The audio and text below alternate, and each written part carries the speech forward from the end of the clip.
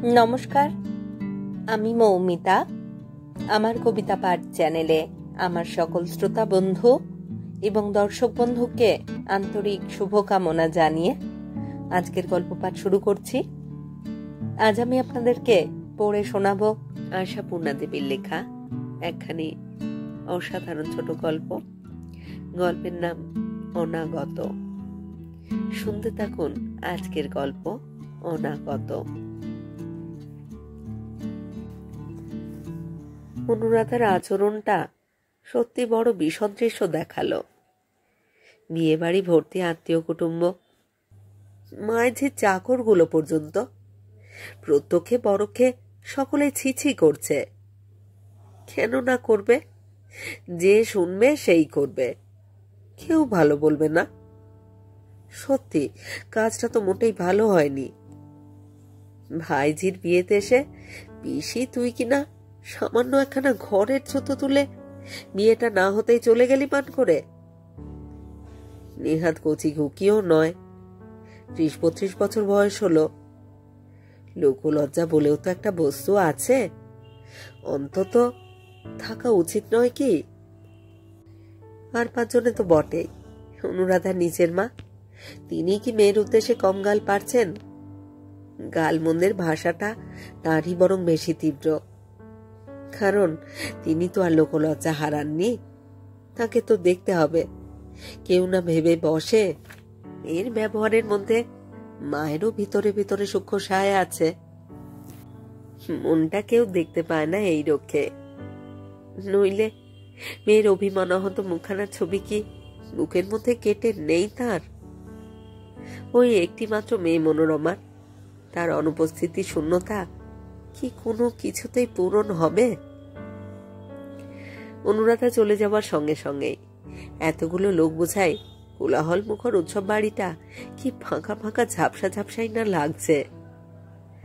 এত সমস্ত লোকের সমস্ত গাল গল্প, হাসি, গান যেন কেবলমাত্র একটা অর্থহীন রূঢ় শব্দস্রোত। ছেলে বউয়ের সদ্বিবেচনার অভাব, আসন্ন বিবাহোন্মুখ নাতনির স্বার্থপরতা মনের মধ্যে ছুঁচের মতো বিঁধছে। তবু অনুরাধাকেই দুষতে হবে। তা নইলে নিজের তার মান থাকে না, থাকে না সংসারের উপর প্রতিষ্ঠা। অনুরাধার পক্ষ নিতে গেলেই সঙ্গে সঙ্গে তার সমস্ত মহিমা ধূলিসাৎ হয়ে গিয়ে একটা হাস্যকর কেলেঙ্কারি সৃষ্টি হবে। তাই তার গালমন্দের ভাষাটাই সবচেয়ে তীব্র, সবচেয়ে বেশি ঝাঁঝালো।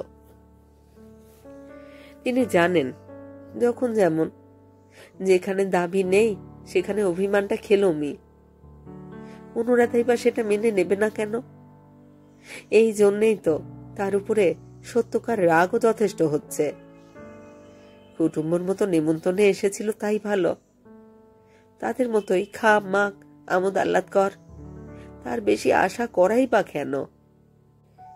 এই এত ঘটাপটা ছেড়ে চলে গিয়েই বা কি লাভ হলো তোর? মায়ের প্রাণটার দিকেও তো তাকাতে হয়।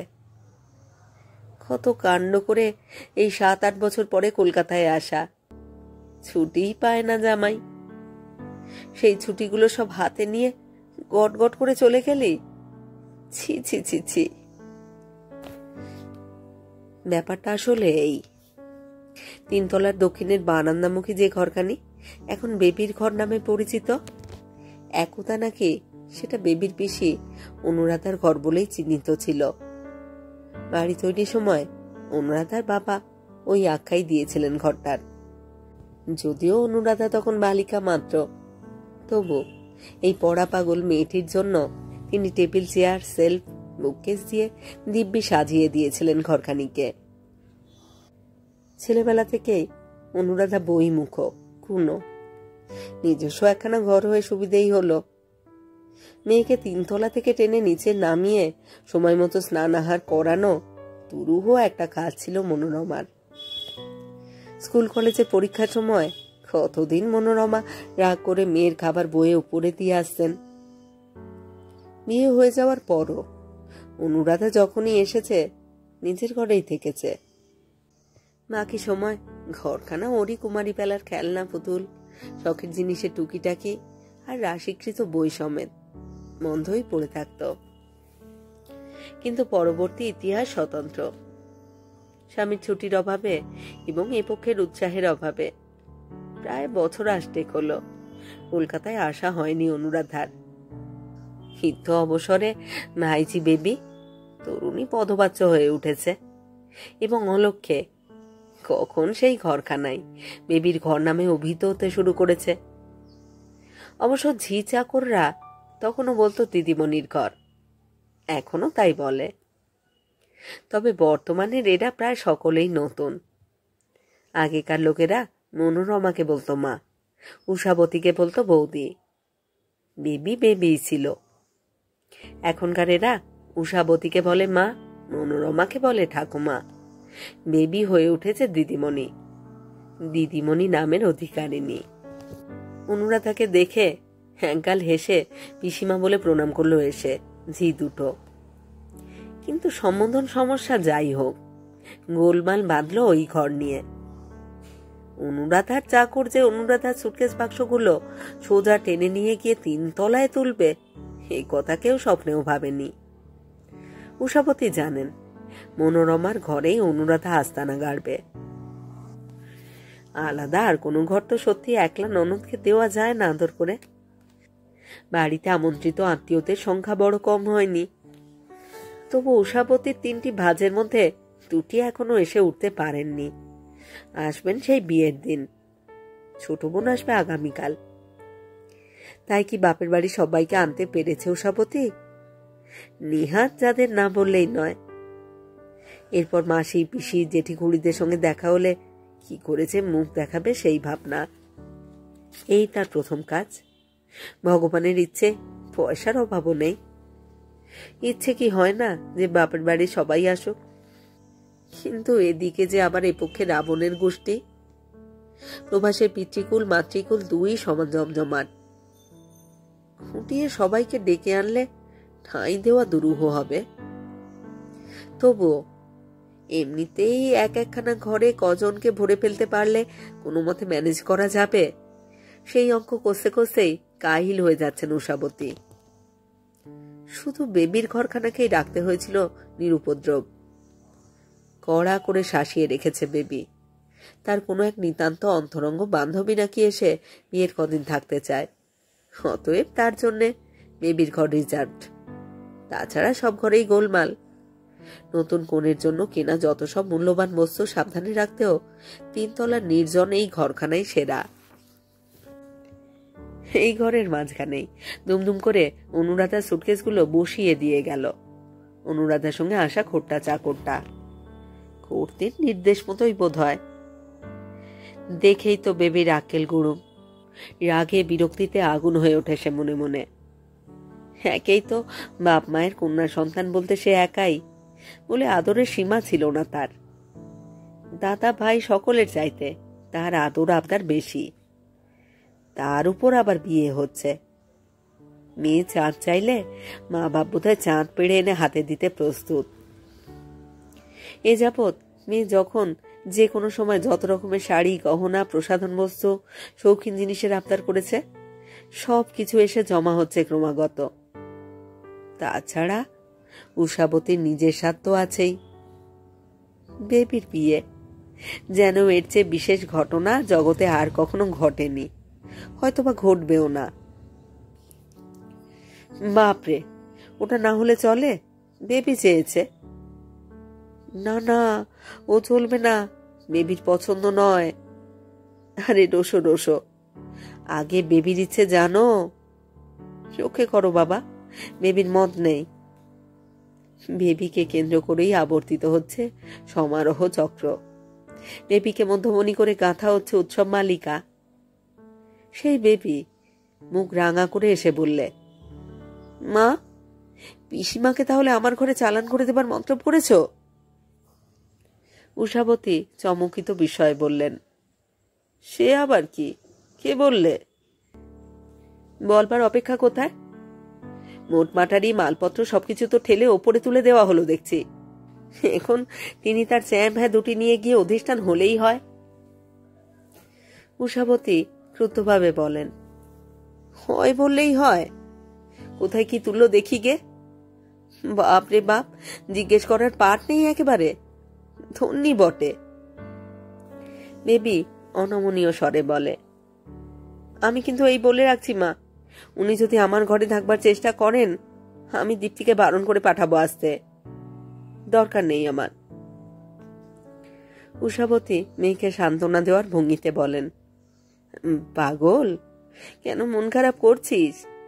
যাচ্ছি, আমি যাচ্ছি, সব ঠিক করে দিচ্ছি, তোর ঠাকুমার ঘরেই থাকবে পিসি। ওদিকেও আবার রাঙা মুখের পালা। উষাবতীর প্রস্তাব শুনে মুখ রাঙা হয়ে উঠল অনুরাধার। মার ঘরে নেমে আসতে বলছো? ও ঘরে জায়গা কোথায়? সারা বাড়ির জঞ্জাল তো মার ঘরে ঠাসা, আমার জিনিসপত্রগুলোই তো ধরবে না। উষাবতীর শরীরে সৎ বিবেচনার অভাব আছে এই কথা যে বলে, সে নিতান্তই মিথ্যাবাদী। মধু ঢালা অমায়িক সুরে তিনি ননদিনীকে সুপরামর্শ দেন। বাড়িখানা তো মন্তর পড়ে 2-4 গুণ বাড়িয়ে ফেলা যাবে না ভাই, 5-7 দিন মিলে একটু কষ্ট করেই থাকতে হবে, উপায় কি বলো? তা এক কাজ করো না, আমার ঘরের খাটের তলায় বরং তোমার ট্রাঙ্ক সুটকেসগুলো রেখে দাও, সব তো আর সত্যি সত্যি একসঙ্গে দরকার হবে না, মাত্র কটা দিনের জন্য এনেছো যে দেদার। ভুল হয়ে গেছে দেখছি, বলে চলে যায় অনুরাধা। তার দিক থেকে তখনকার মতো আর কোনো আপত্তিও ওঠেনি। উঠল কিছুক্ষণ পরে গৃহকর্তার মুখ থেকে। কি একটা ছোট করে গৃহিণীকে ঘরের মধ্যে ডেকে নিয়ে তিনি কিছুটা বিব্রতভাবে নিম্ন গ্রামে বলেন, হ্যাঁ গো, অনুকে কোথায় জায়গা দিয়েছ? সে শুনলাম ওর পছন্দ হয়নি, বাক্স বিছানা খোলেনি, কাপড় চোপড় পর্যন্ত বদলায়নি, বসে আছে চুপ করে। ধন্যবাদ। উষাপতি গালে হাত দিয়ে বলেন, বাবার কালে শুনিনি এমন কথা, বিয়ে থা কাজকর্মের বাড়িতে কে কবে আলাদা আলাদা পছন্দ ভাবি ঘর পায় তা তো জানি না, ধন্যবাদ তোমায়। বেশ, হুকুম করো, কোথায় তোমার আদরিনী বোনকে প্রতিষ্ঠা করতে হবে? হুকুম তামিল করছি। আহা, তা নয়। গৃহকর্তা মাথা ঝুলকে বলেন, আমার কথা তো হচ্ছে না। অনু নিজে কি বলেছে? মানে কোন ঘরে? উনি তো বেবির ঘরখানি দখল করতে চান, মোর ঘর নিয়ে তুলিয়েছেন সেইখানে। বেবির ঘরে? সে তো হতেই পারে না। তাছাড়া আর যদি অন্য কোথাও, মানে ওই দোতলার ওই দক্ষিণ দিকের ঘরটায়, সেটাই তো আমার স্বগোষ্ঠীকে পুড়েছি, তাদের তো আর তোমার বোনের মতো মান মর্যাদা নয়। যেখানে ঠাঁই দিয়েছি বলতে গিয়ে নিয়েছে, বলো তো তাদের তাড়িয়ে দি। আহ, কি মুশকিল, উল্টো বোঝাটাই তোমাদের এক রোগ। বলছিলাম কি, বলতে কিছু হবে না গো, সব বুঝি। যাই দেখি, গলবস্ত্র হয়ে জিজ্ঞেস করি কে তোমার মহামান্য অতিথিকে, না হয় আমি বরং দালানে গিয়ে শুই আমার ঘরটায়। থাক থাক, ওসব গোলমাল করবার দরকার নেই, আমি গিয়ে বলে দিচ্ছি ওকে। বোনের দরবারে গিয়ে হাজির হন প্রভাস বাবু। কিরে অনু, হাত মুখ ধোসনি এখনো? এই যাই। তা ছেলেরা কোথায় গেল? দেখছি না যে। ছোটটা চাকরের কোলে আছে, বড়টা কোথায় গেল কে জানে। এই দেখ, পড়ে টরে যাবে না তো? কোন দিকে গেল? না না, পড়ে যাবে কেন, 4 বছর বয়স তো হলো। আন্তরিকতার স্পর্শহীন ফিকে ফিকে কথা, কথার জন্যই কথা। দুজনেরই চিন্তাস্রোত ভিন্নমুখী। অবশেষে আসল কথা পারেন প্রভাসবাবু। কই রে, তোর জিনিসপত্র তো দেখছি না যে। নিচে থেকে আনিয়ে নিসনি বুঝি এখনো? কি মুশকিল। ওরে হরিপদ, ওরে সুধীর, কোথায় গেলি বেটারা? পিসিমার মোট ঘাটগুলো তুলে দিতে পারোনি? নবাবের জামাইডা রোসো দেখি। অনুরাধা ম্লান হাসির সঙ্গে বলে, ব্যস্ত হতে হবে না দাদা, জিনিসগুলো নিচে পড়ে নেই, একটু বেশি উপরে উঠে গেছে, নামিয়ে নিচ্ছি। প্রভাসবাবু যেন বুঝতেই পারেন না, অকারণ ব্যস্ততায় মাত্রাতিরিক্ত দ্রুত তালে বলেন, হ্যাঁ হ্যাঁ তাই নে তাহলে,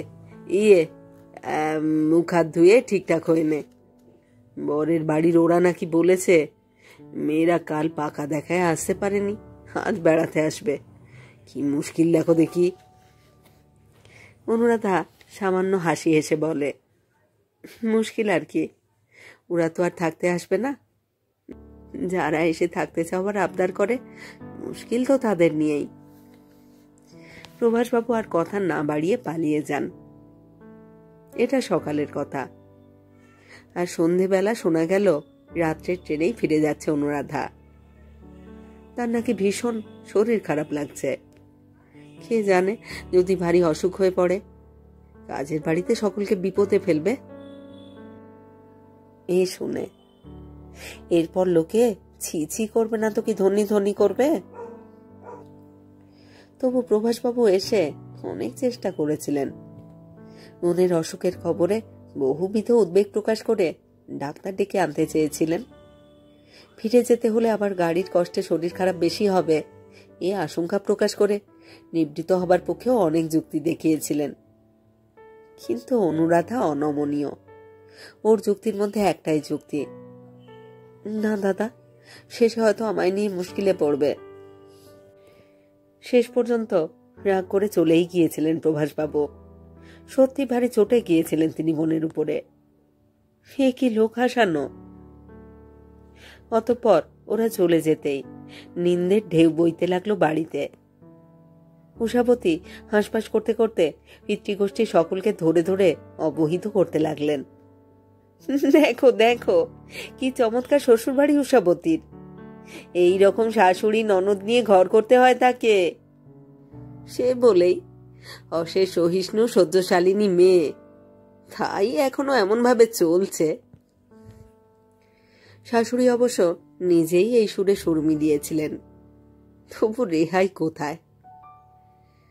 ঘুমের ক্ষতি করে প্রায় অর্ধেক রাত পর্যন্ত উষাবতীর বোনেরা প্রভাসের বোনের সমালোচনা করতে লাগলো। পরদিন সকালে অবশ্য কেউ অনুরাধার কথা তুলল না, মনে থাকলে তো তুলবে। গায়ে হলুদের হইচই শুরু হয়ে গেছে, তত্ত্ব এসে গেছে বারে বারে। ওর সংখ্যা প্রয়োজনাতিরিক্ত হয়ে উঠেছে। এর মাঝখানে মাত্র একজন পিসির অভাব মনে পড়বার কথাও তো নয়। মেবির বান্ধবী এসেছে, সাজগোজের পালা চলছে তিনতলার করে। একখানা দামি ফ্রেমে বাঁধানো মাঝারি সাইজের এনলার্জ ফটো হাতে নিয়ে প্রভাসবাবু ব্যস্তভাবে এসে দরজার কাছে দাঁড়িয়ে পড়লেন। ঢুকবেন? ডাকবেন? অতঃপর ডাকি দিলেন, এই যে বেবি আছিস নাকি? বাবা, কি বলছো? রঙে রসে সৌরভে উজ্জ্বল উচ্ছল বেবি বেরিয়ে এলো। ছবিটা হয়ে গেছে বাবা, দেখি দেখি। প্রভাসবাবু হাস্যোৎফুল্ল মুখে তুলে ধরলেন ছবিখানা। চমৎকার হয়েছে, কি বলিস? হ্যাঁ, খুব চমৎকার। এই দীপ্তি দেখ তো। বান্ধবী দীপ্তি অবশ্য উঁকি ঝুঁকি মারছিলই। এবার ভালো করে দেখতে থাকে। আর কারণ নয়, বেবিরই ফটো, বেবির শখেই তোলা। বসেছে দক্ষিণের বারান্দায় কার্পেট পেতে, হাতে সেতার, খোলা চুল ছড়িয়ে আছে কাঁধে বুকে। আনত মুখের একপাশে পড়েছে আলোর আভা। বোধ করি নিজের কন্যাকুমারী মূর্তিকে অক্ষয় করে রাখবার বাসনা ছিল মনে। এই ছবিকে এনলার্জ করিয়ে আনবার বায়না তাই। দাঁড়া দাঁড়া, আমি টাঙিয়ে দিয়ে যাই। ব্যস্ত ভঙ্গিতে ঘরে ঢুকে এদিক ওদিক তাকাতে লাগলেন প্রভাসবাবু। কোন দেওয়ালটায় দেব? বেবি ঈষৎ লজ্জিত ভাবে বলে, দাও না, যেখানে হোক দাও। তুমি আবার এত কাজের মধ্যে। তা বললে কি হবে? এই কাজটি বা কার? কি বলো দীপ্তিমা? এই যে সামনের এই দেওয়ালটায় ছাড়া এত বড় ফ্রেম মানাবে না। রোশো, কি একখানা ঝুলছে, নামিয়ে নি ওটা। বহুদিনের ধুমোধুলি দূষরিত একখানা ফটো ঝুলছিল বাঁকা হয়ে। টেনে নামাতেই দড়িটা ছিঁড়ল। ভাগ্যিস, আরো 2-1 দিন পড়ে থাকলে কাঁচ ভেঙে বিপদ বাঁধাত। প্রভাসবাবু ভাগ্যকে ধন্যবাদ দিয়ে খসে পড়া ছবিখানা তাড়াতাড়ি দেওয়ালের গায়ে ঠেসিয়ে রেখে সেই পেরেকে সযত্নে টাঙিয়ে দিলেন বেবির নতুন ছবিখানি। এই, এটা কার রে? এতদিন আসি লক্ষ্য করিনি তো। কৌতূহলী দীপ্তি নামানো ছবিটা তুলে নিল সাবধানে, ধুলো বাঁচিয়ে। কাঁচ পরিষ্কার করবার প্রচলিত পদ্ধতিতে একটু হাই দিয়ে মুছে নিয়েই বলে ওঠে, মা, এটা তো দেখছি তোরই ছবি। কবে তুলিয়েছিলিস যে এমন দুরবস্থায় ঠেকেছে? ধুর, আমার ছবি কি রে? ও তো পিসির ছবি। ওই যে যার কথা বলেছিলাম তোকে, এসেই চলে গেলেন শরীর খারাপ বলে। দীপ্তি জানলার ধারে সরে এসে আরো নিরীক্ষণ করে বলে, আশ্চর্য, অবিকল তোর মতো লাগছে। ফোজটা পর্যন্ত এক, শুধু একটু কম বয়স মনে হচ্ছে। নিজের রূপলাবণ্যের ওজন সম্বন্ধে দেবী বরাবরই একটু বেশি সচেতন। কাজেই পিসির চেহারার সঙ্গে হেন তুলনায় প্রসন্ন হয় না সে, এটা বলাই বাহুল্য। কণ্ঠে একটু ঝাঁঝ মিশিয়ে বলে, সবাই বলে বটে আমার সঙ্গে পিসির কিছুটা আদল আছে, কিন্তু একেবারে অবিকল তা তো জানতাম না। কই দেখি। ছবিটি অবশ্যই দেবীর ছবির চাইতে অনেক ছোট, নেহাতি ছোট। কিন্তু কি আশ্চর্য, এ ছবি কি আগে কোনোদিনও দেখেনি বেবি? হয়তো দেখেনি। দৃষ্টির এলাকার কিছুটা উপরেই বরাবর ঝুলে আছে। ধুলোয় ধোঁয়ায় ঝাপসা হয়ে গেছে কাঁচখানা, ভিতরে ছবিখানা হয়ে গেছে বিবর্ণ। টেনে নামিয়ে আলোয় ধরে নিরীক্ষণ করে দেখবে এত গরজ পড়েনি কোনোদিন। তাকিয়ে দেখতে দেখতে অবাক হয়ে যায় যেন। সত্যি সত্যি সত্যি এত সাদৃশ্য আছে পিসির সঙ্গে তার। বেবির বসবার ভঙ্গিটাই পাকে নকল করতে বলেছিল অনুরাধাকে। ঠিক তেমনি হাঁটু মুড়ে বসেছে বারান্দায়, খোলা চুল কাঁধে বুকে ছড়ানো, আনত মুখের একপাশে পড়েছে এসে আকাশের আভা। শুধু প্রভেদের মধ্যে কোলের উপর বাদ্যযন্ত্র নয়, একখানি বই। এই ঘর, এই বারান্দা, এই জানালা, হয়তো সাদৃশ্যটা এত স্পষ্ট হয়ে ওঠার সেও একটা কারণ। নিচের তলায় ঘন ঘন হুলুধ্বনি ওঠে। নিশ্চয় নিয়মকর্মের নতুন কোনো হুজুগ। দীপ্তি ছুটে নিচে নেমে যায়। বন্ধুর বিয়ের আনন্দ উৎসবটা পুরো মাত্রায় উপভোগ করে নেবে, এই তার প্রতিজ্ঞা। বেবি কোণে ছুটোছুটি করে উৎসব উপভোগ করবে, সমাজে এই আইন নেই। তাছাড়া দীপ্তি নেমে যাওয়ার সঙ্গে সঙ্গেই হঠাৎ কি যে হয় ওর, কোথা থেকে যেন একটা পাষাণ ভার এসে চেপে বসে ক্ষণপূর্বের সোনালি হাওয়ায় ভাসা হালকা মনের উপর।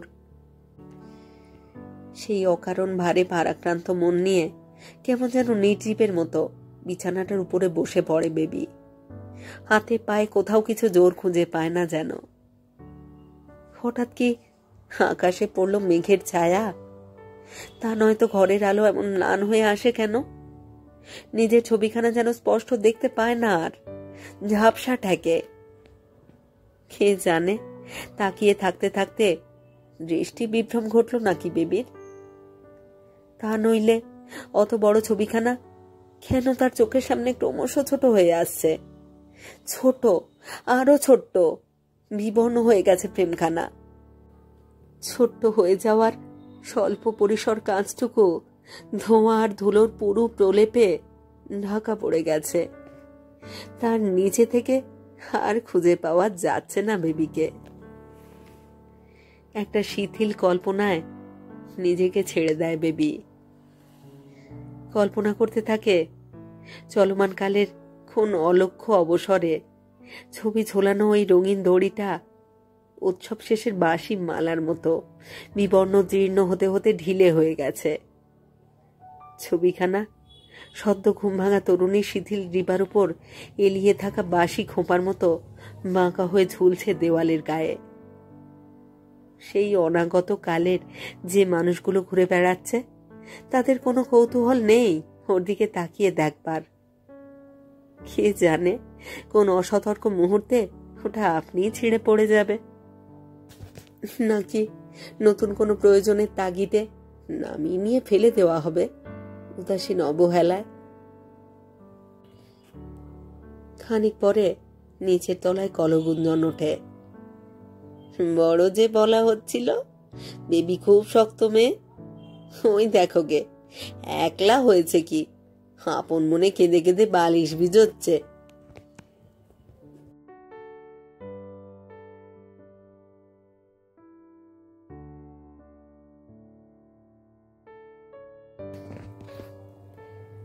শেষ হলো আজকের গল্প, আশাপূর্ণা দেবীর লেখা গল্প অনাগত। কেমন লাগলো আজকের গল্প, কেমন লাগলো আমার পাঠ? আপনাদের মতামত জানবার প্রতীক্ষায় রইলাম। এই চ্যানেলে যারা আমার পুরো গল্প পাঠ শুনছেন তাদের জানাই আমার আন্তরিক ধন্যবাদ। যদি আমার গল্প নির্বাচন এবং পাঠ আপনাদের ভালো লাগে অবশ্যই এখানে লাইক করবেন এবং গল্পগুলিকে আপনাদের প্রিয়জনের মধ্যে শেয়ার করবার অনুরোধ রইল। আপনারা যারা এখনো আমার কবিতা পাঠ চ্যানেলটি সাবস্ক্রাইব করেননি তাদের অনুরোধ সাবস্ক্রাইব করে সাথে থাকার। আর হ্যাঁ, নোটিফিকেশন কিন্তু অবশ্যই অন রাখবেন, কারণ এই চ্যানেলে প্রতিদিন আমি নতুন নতুন গল্প পড়ে শোনাচ্ছি। প্রত্যেকটি গল্পে আপনাদের সাথে চাই আপনাদের মূল্যবান মতামত। আপনাদের মতামতের প্রতীক্ষায় রইলাম। সবাই ভালো থাকুন আর থাকুন পরের গল্পের অপেক্ষায়।